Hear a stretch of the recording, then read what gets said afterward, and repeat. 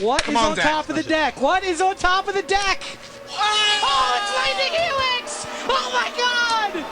Oh my god! Welcome to Hunt the Week. Hello everyone and welcome into the show. Welcome on in each and every one of you orcs, goblins, and Sarumans. I welcome each and every one of you into my own little hobbit hole that I have here that I like to call Hunt the Week. It is a weekly Magic the Gathering podcast about the Arena Gauntlet League, and this is Lord of the Rings. It's the end of week 1. I hope you're having a good time. I hope you're enjoying it. And I hope you have some good cards. I hope you got some good stuff going on. I am your host with the most, your Don John DeMarco, your Goku or Go Home, and I am here to guide you through the lands of Middle-earth. That's right. I am a 2-time league winner, a 1-time Family Don, and currently holding my ticket for Player of the Year. That's right. We did it with the Neo League, and we're going to get into it a little bit this week. So let's go ahead and begin the great journey. The ring is evil. It will corrupt and destroy anyone who wears it. What will you do with the one ring, Frodo? Before we get into the current top 8 and everything that goes along with that, we got to talk a little bit about the mega draft that just happens. That's right. As I record, it is Wednesday at 3 p.m. Last night, 7:30 p.m., we did the Neo mega draft, and you know how it went. Mr. Chris R. Sinkwater, Bone Splinters, drafted what I think is a very great deck, got to splash a Dream Trawler, and kind of carried my 1-2 record to a mega draft victory and a league win. And I just want to say a couple things about it. First of all, I'd like to thank Chris for being not only a great partner and like putting up with all my stress and nonsense throughout the last 3 weeks and scheduling and all the hardships we had, but for going 3-0 in the mega draft and kind of carrying me along the finish line, because my deck was nothing special and his deck was great, and I assume piloted it very well. I didn't get to see a lot of his games, but please check out Bob's recording. Bob actually followed Chris from the draft, apparently thought his draft didn't go that well, then followed him through his games. But it was a lot of fun. It was a late night. I am still very, very tired, but it was a lot of fun. And I am so happy to see my buddy, my friend, the guy who brought me into the league. And I top-8'd my first league here. And Chris has had to sit back and get 9th a couple times, just miss out on the team league. And then here he is really earning it last night, having to go through Jordan in his last game. But going 3-0 in the mega draft against a very steep, tough competition. I'd like to, thank and congratulate everyone else who got into the top 8. Steve had a really awesome deck. He made a 5-color deck work in the mega draft, and that takes a lot of skill. Check out Steve's deck if you can. It was super cool. I might also like to thank anybody who kind of halfway through the league or so, when it looked like maybe we were going to make it, I started to get some people coming out and saying, "Hey, John, Chris, go ahead, you can do it, we're rooting for you." And then got a lot of nice messages from people after the fact, congratulations and such. Thank you to the whole community for being there, and it really means a lot when people come out and say things like, "Hey man, I hope you win this one," or "Hey man, I'm really rooting for you guys." It really makes my heart melt a little bit, and to see the people out there are hoping for good things for us. So thank you everyone out there who wished us well. And again, a big thank you to my teammate Chris, who couldn't have done it without you, man. And you really, really stepped it up last night and just destroyed. And I'm still very tired, but very happy for my teammate. And now, Mega Draft winning companion. We get emotes, we get a Player of the Year invite, and we get to come on the podcast next week. Look forward to that. But out with the old and in with the new. This is your current top 8 for Lord of the Rings League as I record. Number 1, Raphael F. Prudent, the lightning bolt himself, 5-0. Jordan M. J. M-Tron, 5-0. Caleb G. Why Not, 5-0. Dan A. Beatdown Bringer, 5-0. It's a lot of 5-0s. 4 5-0s in week 1. It's a lot. Adam S. Wisma, 4-1. Bob P. Hit, 4-1. Michael B. Monkey Mage, 4-1. I think that's a new player. I think that's a new one. And Philip B. Plipster. Those are your current players that you should be scared of. This is week 1. It's been 40 card decks. How am I doing? I mean, can we just keep talking about this Neo League for a while, please? I'm currently 1-4. I don't got it this league. I don't. My pool is nothing special. I tried to just build the most aggressive deck I could because I don't really have the stuff to compete with all these rares. So my idea was build a really aggressive deck and just try and beat them before the rares come down. It's not working out. I'm having a tough time adjusting to 40 cards somehow. I don't know what that's all about, but I really wish we had 60 card decks in week 1. I think I'd have a better record. Only game I won was my game against Cody. Cody Race is the best player on the server. And that was a weird stip game, so it's like I don't feel great about my deck at all. But I'm going to coast on this Neo thing for a while, not worry too much about Lord of the Rings League. Next week, we get some extra cards added to our pool. Actually, in a couple days, right? Friday, a couple days here. They're going to be rolling us some extra cards for the second week. A really fun, cool mechanic that I'm excited to see, and I'm looking forward to hopefully get a nice little power boost because I need it. But I hope you're enjoying Lord of the Rings. Not just the set, but the flavor. You know, there's a lot of cool stuff out here. A lot of people are coming out of the woodworks because they're Lord of the Rings fans. They love magic, they love Lord of the Rings, and their favorite things are finally coming together. And I had one of those people on the show this week, and I'd like to get to that now. So please join me as we go to Mount Doom. I'm going to Mordor alone. Of course you are. And I'm coming with you. That's right, we're trekking to Mordor this week with John B., whose name couldn't sound closer to mine. John P? John B. Oh, boy. But John is awesome. He's a super nice guy.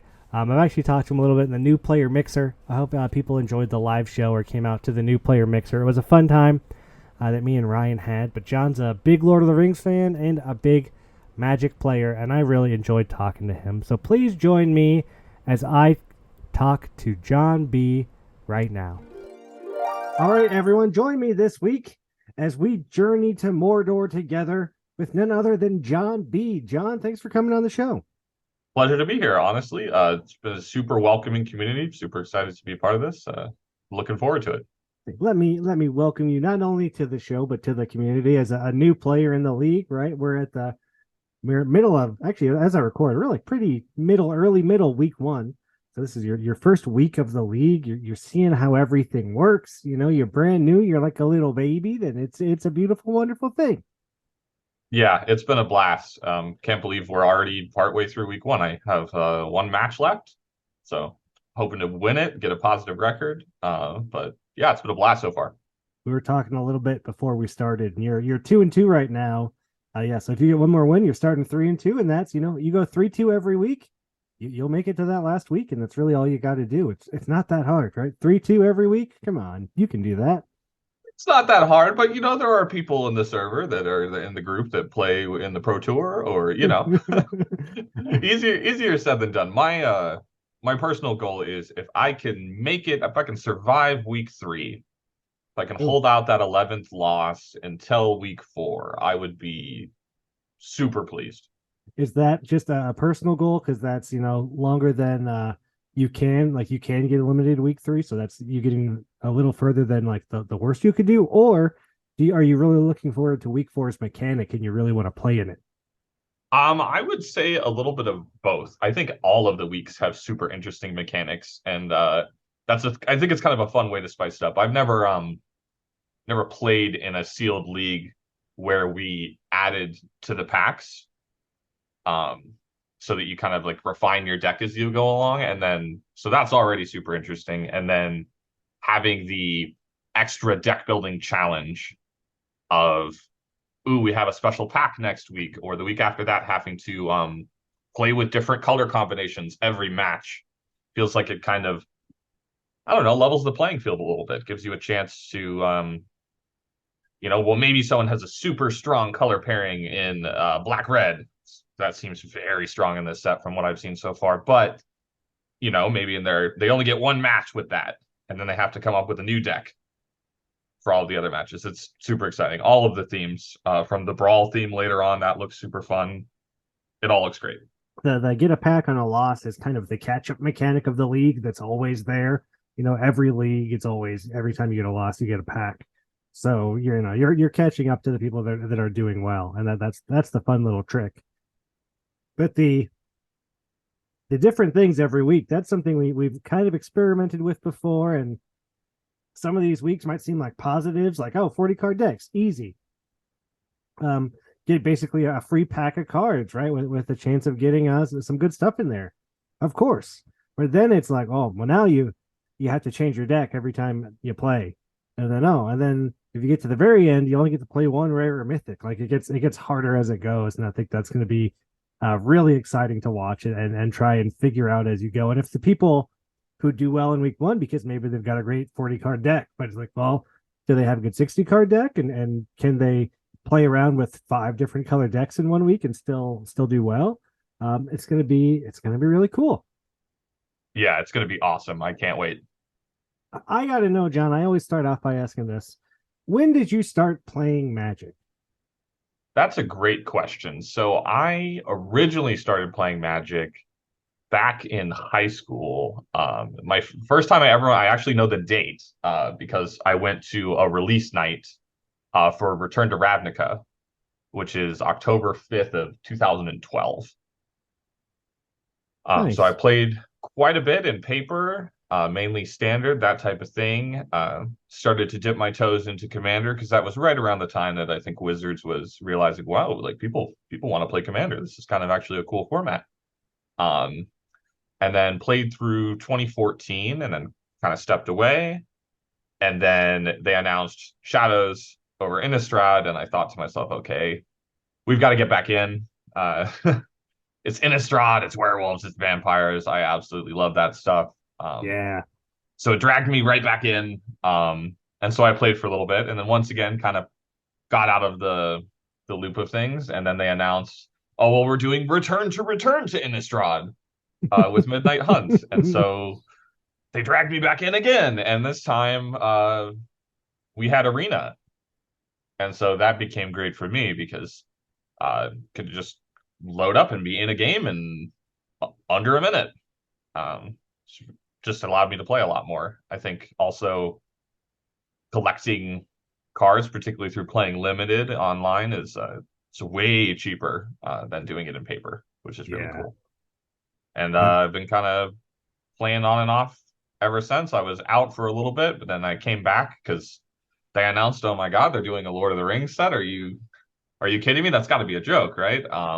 That's like, I don't know. I've been dreaming about that since I started playing Magic, probably. And here it is. It's out. We're playing with it right now. Yeah, probably something that you never could have imagined happening when you first started playing, when you were doing Return to Ravnica and stuff. Oh, yeah, absolutely. It's the dream. Like, yeah, wouldn't it be cool if one day they did Lord of the Rings? Magic said, yeah, right, man. Yeah, right. And they'll make a good Iron Man movie one day, Yep, and then it happened. And here we are. You're playing Magic again. I love that you come back for the Innistrad sets. That's probably my favorite plane too. It's just, I love the weird horror theme, the zombies, the horror movie stuff. They do it so well, and it's always a cool, fun place to be. Now we're in Middle Earth, and we're seeing all the hobbits and orcs and goblins all duke it out. It's been an experience so far. That's what I'll say. Yeah, absolutely. How did you find out about the league? So I found out about the league through a Reddit post, actually, that was advertising the signups for the league for Lord of the Rings. And I believe I had actually seen a similar post back, maybe it must have been in the Midnight Hunt days, because that's when I was more active in the Magic community, particularly on Reddit. And I didn't quite pull the trigger then, but it just struck me as such a great idea because I've always loved limited because from the moment I first came in, one of the first events I ever played in was actually an Innistrad draft, which is funny because it was Return to Ravnica launch weekend and we decided to do an Innistrad draft. So I'm sitting there, I'm literally sitting next to the guy next to me, and I open the pack, and I'm like, "Hey, do you mind like telling me if any of these cards are any good? Because I don't know what anything does." And I had a Bloodline Keeper. They were like, "Oh, yeah, the Bloodline Keeper is pretty good." And I'm like, "Oh, okay, that's it. I'll take the Bloodline Keeper." But I loved built a crazy vampire deck out of that. Did really well in the draft, but I love the idea that I didn't need to have a $600-700 deck coming in. That Yes. everybody sitting at the table was an equal, and it was up to deck building, strategy, and a little bit of luck. But there wasn't that element of I'm just bringing a lot of money to the table, and that's how I'm going to win. Yeah, I've been playing this deck nonstop for the last 8 months, and I don't know every inch of it. I sideboard in my sleep, and you can't get me. No, none of that here. None of that here. But then there's the limitation of sealed or traditional sealed as a format, usually relegated to pre-releases. I personally have never had one of my local game stores offer just a random sealed outside of a pre-release event. Yeah, that's true. It's so fun. You get the experience. You open your packs. You build up a deck. You play your 3 or 4 rounds, and then you go home and it's over. So the idea of doing an actual league just seems like a lot of fun. And also the being able to do it on Arena, I feel like the cost to entry was really, really cool because I was like, oh, I don't have to invest a whole lot of money into this like I would with the paper sealed, because those, of course, tend to be more expensive because you got to worry about the cards. Oh, yeah. And the trick to this one is all you got to do is make it in the top half and you get your money back in store credit, and you can just buy into the next league. It's basically free league entry as long as you finish in the top half. That's all you got to do. And once you know that, and you kind of know that that's kind of the goal, is like just get in the top half, and then you get to do it again for like another 3 weeks or 6 weeks. Like you get your money's worth for sure out of this thing. Yeah, no, it just seems like a blast. So that's kind of what I'm shooting for. Hopefully, if I make it into the back half of the weeks, I'll start to get close to that top half. And it's pretty fun to play the same deck for that long, right? You find it fun little combos in there, and like you grow and you change it, and you get really connected to it, and you kind of know the ins and outs. Or maybe you're like me, like right now I don't know what my deck is yet, and I'm constantly like flip-flopping and lose a game. I don't really add anything to it. I haven't found the build yet. But like once you do and you start tweaking and crafting and doing the practice games to get it like just right and just perfect, oh, it's a beautiful thing. Yeah, no, it's a ton of fun because it's just long enough that you feel like you've started to get the hang of it, but not so long that you feel like you've mastered everything and that it's no longer fun to play. And who knows what the next pack you open could completely change everything, right? You open some bomb rare in a color you're not playing, you rethink it, you retool it, you do something a little different, and then that's kind of how it is. Yeah, no, absolutely. And I think those extra conditions on each week are going to help with that too, because Oh, yeah. you may roll into week 3 or week 4. I forget which one exactly it is, but where you can only play one match that week with that color combination. You might have that super solid deck, but now you have to pivot for your other matches. Yeah, I can't wait to see how that happens. Like I assume people just pick their best color and then play that with every other pair, or do people actually realize like these are my best 5 decks and I have to play these? Or do you, after a certain few of like your best deck with like your next best 2 colors, do you go to your second best color and your third best? How do you pair it? How do you make it work? Oh, Yeah, yeah. I think there's some strategy to it too, where do you start off the week with Oh, your yeah. strongest pair Yeah. and No. try and get that guaranteed win, or do you maybe want to save it and have the first couple of matches be a little more experimental? Maybe you get some packs somewhere in there that strengthen some of the decks. Who knows? And by the time, everyone's looking for that last game on their worst color pair, you're looking for it with your best. So it's, it's a better advantage for you. You play some mind game with it. Yeah, absolutely. Well, I love it. I can't wait to see. It's going to be a fun league if I can get it together. Hopefully you can get that last one and carry on yourself. The league has questions as they do every week. And this first question comes from Miranda. She would like to know, how is your first week of the league so far? How has the Lord of the Rings set lived up to your expectations? And what do you think about the mechanics and flavor of what we're doing over here? Oh, that's a great question. So the first week, it's been going great. Everybody is super friendly. The matches have been good. They've been pretty close in almost all cases. It's been fun to do the practice matches as well and just kind of get to talk to people about what they're thinking about, what Oh their yeah, strategies are. Um, yeah, it's just been really, really fun. I think we're still in the very early stages of it. I'm very excited to see kind of how it evolves, especially with those extra rules, as I mentioned before. Like I'm just so excited to see what happens. I'm hoping for some really great pulls from my fellowship pack this next week. no, yeah. That's going to be that's exciting because usually you don't get like free cards with the chance of getting the one ring, even though a very small chance. But I hope someone, at least someone, gets it in there. And there's some of those uncommons, those legendaries, very very good, very very good. Yep, absolutely. And then in terms of the set as a whole, I think it definitely has lived up to pretty much all of my expectations. They put a ton of care into the flavor and the art and what the cards do. It's just been a blast to play with. It's been a blast to collect. I'm hoping to get my hands eventually, slowly, on a full set um, of every card, just because I love Lord of the Rings so much. I love Magic so much. It's like the perfect crossover for me. So it's been great from that perspective. I will say, having played the limited environment, both through this league, but also a ton on Arena and some in paper as well, I do wish they had had a little more time to iterate on how limited is. Because I feel like, particularly in a traditional limited format, it's a little more narrow than I would like. Black feels just very strong, and green feels very weak.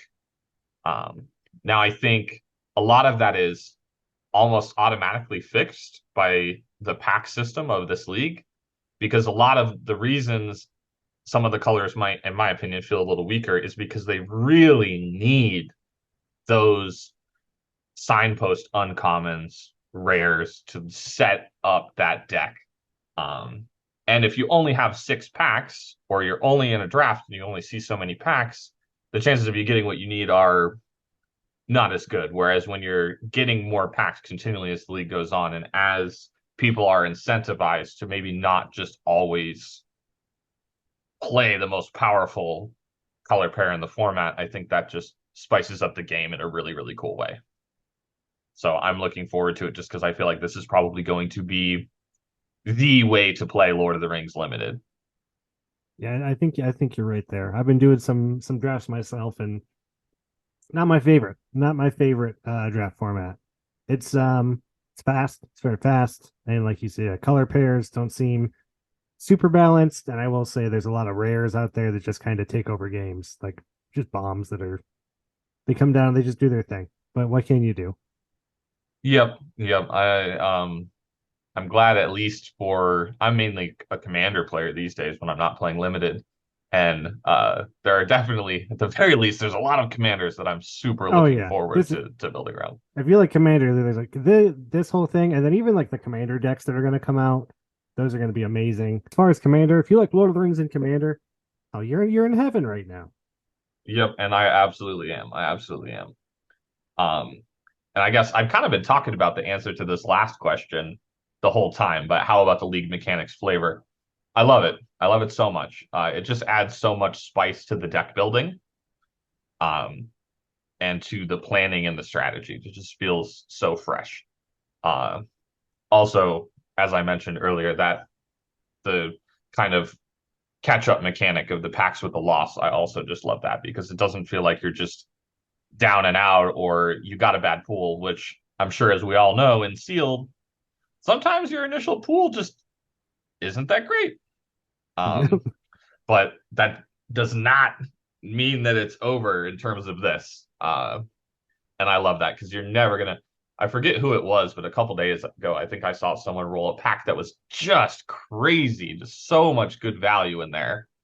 Um, and it was just really cool to see that. And I'm just very excited about the league overall, and I'm excited to see what y'all can cook up for the future stuff. Oh yeah, you never know what that next pack's gonna hold. And yeah, I've seen some daisies. I think we all saw that black pack is mostly black and had like Orcish Bowmaster in there, and half of it was just good black cards. Oh, that Yep, thing. that was exactly the pack I was referencing. Yeah, I saw that Oh, and my jaw dropped a little. I was like, wow, what a give me pack. that thing. Where's that thing at? Give me that Yeah, I thing, need please. that in my pool. I'm just gonna kind of like quickly message the bot, see if I can sneak that in. This next question comes from Johnny. So you're a big Lord of the Rings fan as well as a Magic fan. That's kind of why how you came into the league and found us, right? Lord of the Rings, get hyped. Johnny would like to know that seeing as how the Lord of the Rings set has turned out, and from your expectations of it, what IP would you like to see for another full Universes Beyond release? That is a great question. And I feel like there are so many, but I want to kind of focus on the last part of that question, the full Universes Beyond release. Because to me, in order to do a full release with a full set, the commander decks, the whole 9 yards, all of it, the world has to have just a certain level of depth and richness to it to kind of Uh-huh. justify having that many cards. And the first one to spring to mind to me is Terry Pratchett's Discworld. I think that would be a home run in terms of flavor, in terms of getting more people into those books. Because Terry Pratchett, if you haven't read him, is just a phenomenal author. It kind of has a lot of in much the same way that Lord of the Rings does with Magic, there's lots of things in common with Magic the Gathering. Huh. And so I think it would be a more balanced or more I guess palatable Universes Beyond. Whereas if we were doing a full set of, say, Universes Beyond Star Wars, I think a lot of people would like that, but I also think a lot of people would go, whoa, this is just different. So Yeah. I think something like Discworld, similar to how Lord of the Rings, it is that fantasy. It has a similar kind of feel to it. I think it would just be a hit. And I forget how many books there are in the Discworld series, but I want to say there's at least 40. Um, so we got lots to draw from. I know nothing about Discworld. Can you give me like a quick synopsis of what that's about? It's it's very difficult to give a synopsis, but I will just say it's generally it's a fantasy world.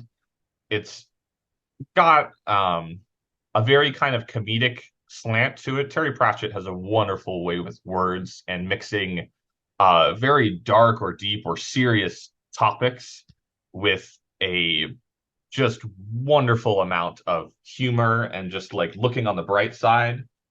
Uh yeah, it's just kind of hard to uh give like a synopsis of the story because it's much less about, for example, I think Lord of the Rings is kind of a good example of this, where you have the Lord of the Rings books, which are set in Middle Earth, and then you have all of Tolkien's legendarium beyond Lord of the Rings that kind of expands and fleshes out that world and its history. And Lord of the Rings is just one story within that world. Discworld is much the same way, where all of the Discworld books are kind of connected by the fact that they're in the same world, they're dealing with the same things, but each book can kind of focus on different things or different characters or even different time periods in some cases. So it's kind of hard to condense it into just one description. But there's lots of fantasy cliches, analogies to kind of real world stuff. There's lots of pondering on existence and like, why are we here? What are we doing? What is next? Type of things. Lots of pop culture references and things too. Um, Very, very good fantasy work. I think if you have read Lord of the Rings and you like it, or maybe if you've read Hitchhiker's Guide to the Galaxy and you would like a more fantasy focused but similar style of writing, I think Terry Pratchett and Douglas Adams do have some things in common. Oh, yeah, that sounds great. And of course, Magic's going to do a lot with a good sense of humor, right? Like, oh, I love it when my cards have a little bit of jokes in them with like the orcs or the goblins doing funny, weird stuff. You know, like I do love it when they kind of sneak those things in there. Yeah, no, me too as well. It's great. I don't know if you've actually seen the new Secret Lair drop that just came out today. I have not. I saw the one thing that was posted in the league with the Ralph Bakshi movie art because I knew about that like song they had in the end credits, but I didn't see the rest of what was going on. Yeah, well, there is that. That's a whole nother different conversation about the Lord of the Rings drop. But they have a skeletons themed drop, Bad to the Bone. Ooh. And one of the cards is Bottomless Pit. And of course, it has a skeleton trying to do an Evel Knievel motorcycle jump over a chasm, and he's falling into the pit. And the flavor text is just and it slowly gets smaller text, and then the text drops off the bottom of the card. Oh my gosh. Absolutely phenomenal flavor, great humor to it. So yeah, like you said, Magic can do lots of great things with that. I love a good flavor text. I really do. Caleb would like to know what, if anything, has surprised you about your first week in the league? Any trials and tribulations? Anything that was a surprising good thing out there?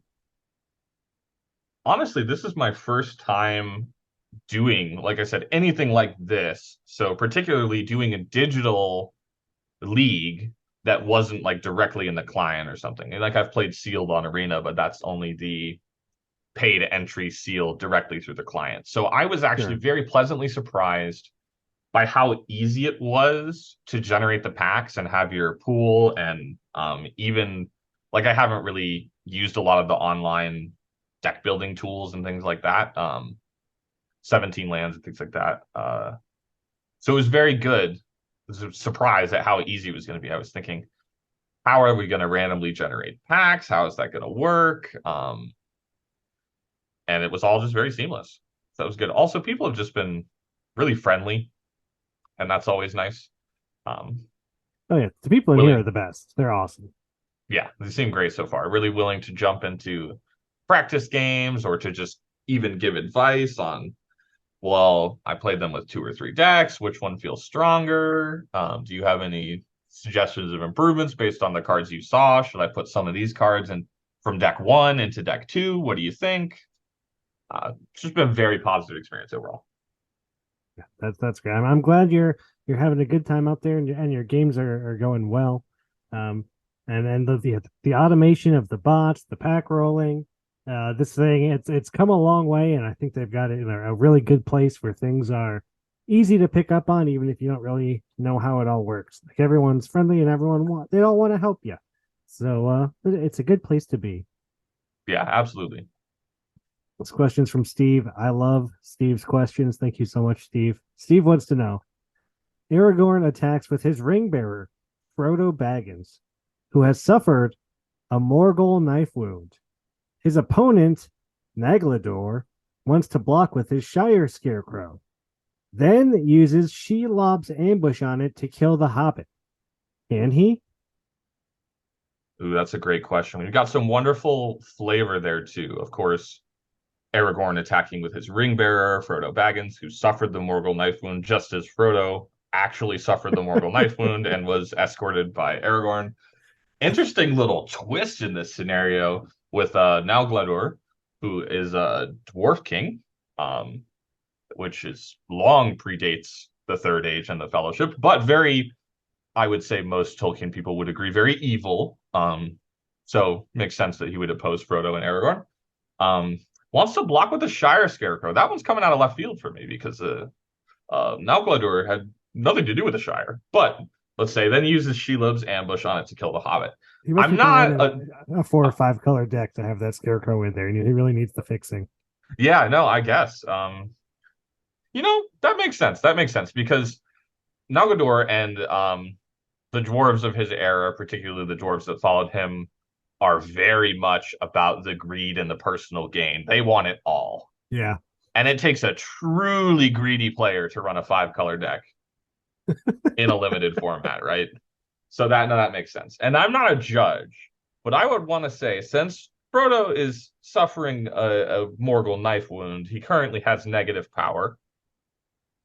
And so because he's the ring bearer, he cannot be blocked with creatures of greater power. So I would say that because the Shari Scarecrow has 0 power and Frodo has negative power, that no, Nalgladur could not block with his Shire Scarecrow and then use Shelob's ambush to kill the Hobbit. I think you're right, but I don't know. I'm not good at these. No, I'm not a judge. So I think you're right. I think you're right. I think his power is negative. The Scarecrow. I think you're right, but we're gonna need Steve to weigh in and let us know if you were in fact. I had missed all of the flavor stuff in there, so so good job, Steve. Yeah, that was a great question. I love that. Our last question comes from Emmett, who would like to know: do you have any cool bit of Lord of the Rings memorabilia you'd like to tell people about? Ooh, that's a good one. Because I'm a big fan of both the books, of course, but also the movies, the Peter Jackson movies, the original animated movies that they just made that Secret Lair about. I have so many cool Lord of the Rings related things. Honestly, probably a bit too much of a fan. I took like multiple classes on Tolkien and Lord of the Rings in college. Oh, that's awesome. Get to the full gambit. In terms of cool memorabilia, I also collect not just Lord of the Rings, but I collect movies and premium fancy editions of movies. And I have these really cool editions of Lord of the Rings that come in leather boxes. Oh. And then each of the leather boxes contains the movie, both in extended and theatrical cuts. And then the movies are in steelbook cases that have very cool artwork on them. So they're metal cases for the films inside of leather boxes. Looks very nice. I have a whole shelf. Yeah, I have a whole shelf pretty much it's got to be at least half just Lord of the Rings movie memorabilia. I've got the original special edition VHS tapes, the DVDs, the Blu-rays, the 4K Blu-rays. Got the whole set, if you will. Oh, that's so cool. That sounds awesome. A nice leather-bound version of Lord of the Rings, the movie. That's so cool. Thanks, Ben. Really love it. And then I'm actually getting another one here pretty soon that are wooden boxes to go with the leather boxes. I didn't realize they made so many different versions of it. Yeah, well, they tend to be relatively small print run collector type thing. Like these wooden boxes, I think the edition size is 300. Oh my gosh. So it's one of those niche things that unless you're just a massive movie and Lord of the Rings nerd, like you're not going to see it on a shelf at a Best Buy, right? Yeah. That's cool though. Yeah, no, I love it. I am that nerd. Hey, ain't nothing wrong with that. You're into what you're into. You know, I got all kinds of weird stuff in my house. You know, I get lots of art prints of screen prints of movies and TV shows I like.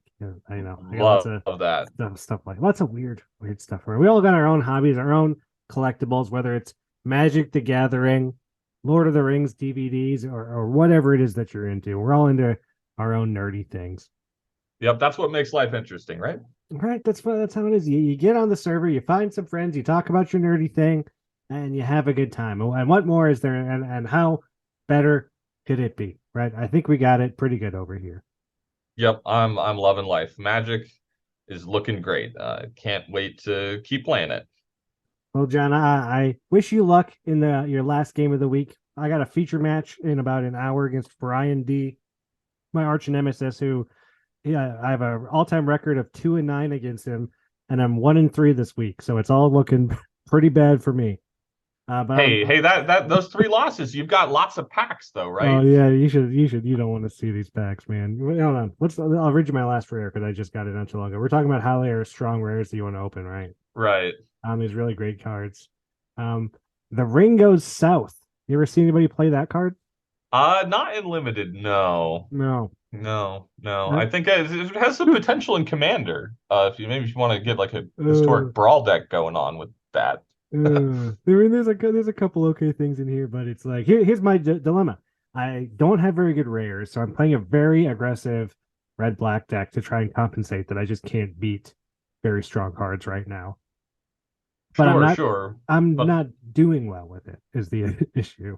yeah, but hey, you never know. You could open like a Shagrat or an Ugluk, and then suddenly you've got that rare That'd be to wonderful. carry you the rest of the way. But I hope that you make that record go in your favor because Oh. you got to defeat the arch nemesis, right? No, I try to so hard, but whatever it is that I do in Magic, he just has it beat. It's his thing is beating my thing forever and ever. Well, he sounds like a nice enough guy, but since he's great. he's probably not going to listen to this, I hope that you take him down. I hope that you are victorious. Thank you, John. For one John to another, I thank you and I tip my cap, and I hope you get that last win as well. I appreciate it. We got to stick together. The Johns have to stick together. We do. Watch out for us, Damien. We're coming for you. I don't care what you say. Thanks for coming on the show, John, and again, good luck this week. Thanks. It was a pleasure. I appreciate it. Good luck to you too. John was such a nice, cool guy. Loved having him on the show. I loved his ideas for a new Universes Beyond set. I think he got Steve's riddle, right? Maybe? I don't know. I might be missing something here, Steve. Please let us know. But what a nice guy. It's so fun to talk to him. So easy to talk to John. And just a joy. I love getting new players on the show and people that haven't come on before. If you'd like to come on the show and haven't been on yet, please reach out to me. There's a lot of people out there, and it's hard for me to reach out to people. Sometimes I reach out to people, and they just can't come on. Like, it happens a lot. I'll say that during the team league, when I was bringing on teams of 2 the whole time, there was a bunch of teams I tried to get on that couldn't make it. I really wanted to get Philip and Wesley on. I tried to get Nick and his son on. There's a bunch of stuff I was trying to make happen, and it just didn't work out scheduling-wise, so I don't know. If your schedule's light or open and you want to come on the show, please come to me, because it's not always easy to work this stuff out. And sometimes I just don't know who to ask. Like this week, I've been too busy with Partners League, and I'm just very busy this week in general, which is why the podcast is coming out a day early. So help me out. Adam recommended that John B come on the show. If you want to come on the show or you have a recommendation for the show, shoot me a message. I'll try to make it happen. Just because I'm not bringing on new people every week, it doesn't mean I'm not trying to have it happen. It's just things don't always work out the way you want them to. Like my deck and my pool, my 1 and 4 Lord of the Rings pool. I haven't given up, but I'm kind of just basking in that Neo glow for a while, and that's good enough for me. And you know what's good enough for you? Hopefully it's keeping a good 7, because that's a good place to start. Those mulligans, they hurt, and next week we're going back to 60 cards, so I hope you are ready for it. No more 40-card decks. Back to the sets we know and love. 60 cards. Get it right. And I hope that the shuffler is in your favor, because that thing has been broke for too long, and I don't know when they're going to fix it. Morrow. Someone needs to get Morrow on this. Morrow always fixes everything. Morrow, fix the deck builder, please, before any more mistakes happen. And I'll see you right here next week as we talk to Neo Mega Draft winners, Runaway Team Can. Thanks, everybody.